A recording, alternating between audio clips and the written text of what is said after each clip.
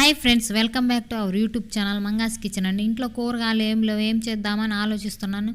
పోనీ బయటికి వెళ్ళి తెచ్చుకుందామంటే ఉదయం నుంచి ఒకటే వర్షం, అస్సలు గ్యాప్ లేదు. సరే, ఇంట్లో కూరగాయలు ఏముంటే దాంతో ఏదైనా వంట సింపుల్గా చేద్దామని చూశాను. ఇంట్లో ఏం లేవు, ఒక బంగాళదుంప టమాటా ఒక్కటే ఉంది.